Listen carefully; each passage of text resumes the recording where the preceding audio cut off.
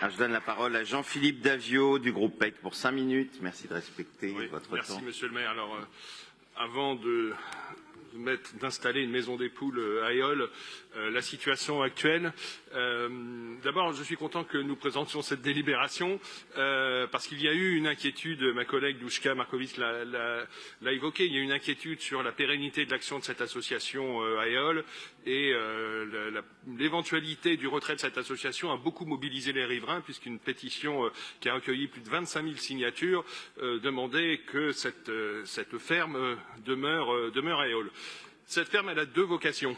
Il faut bien avoir les deux éléments en tête. Un, elle s'inscrit totalement dans le cadre de la politique de la ville de Paris, inscrite dans le contrat parisien de prévention et de sécurité, qui prévoit la mise en œuvre d'une politique globale de prévention de la délinquance et de la récidive, d'aide aux victimes et d'amélioration de la tranquillité publique. Et dans ce cadre, la ville de Paris a son action propre, mais aussi il contribue par le soutien à des associations qui agissent dans ce cadre. C'est exactement le cadre de cette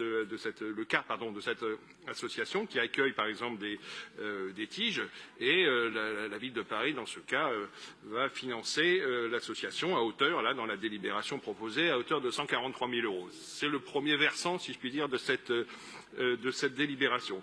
Le deuxième versant est que l'installation de cette ferme avait une vertu très importante, c'était une occupation positive de l'espace public dans les jardins d'Éole.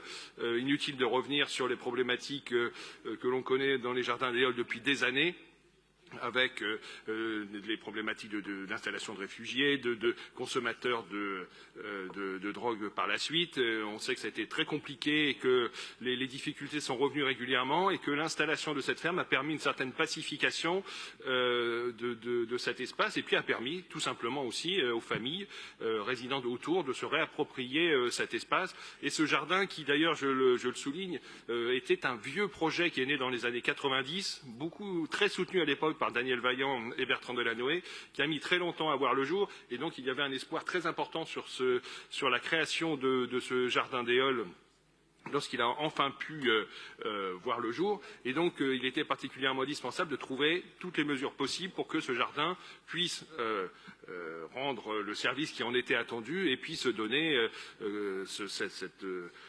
écrin de verdure dans un quartier qui en était largement dépourvu. Donc voilà, cette délibération arrive pour rassurer, je pense, l'ensemble des riverains sur la persistance de l'action de cette association et sur le fait que les animaux continueront à pouvoir être visibles dans cette ferme. Et juste dernier mot, j'entends les interrogations de ma collègue Duška. Peut-être est-il nécessaire d'avoir une réflexion sur le type d'animaux présents dans cette ferme, c'est possible. En tout cas, que ce soit un animal ou un autre, je pense que l'important est que la double action de cette association puisse continuer dans ce jardin d'Éole. Merci, chers collègues.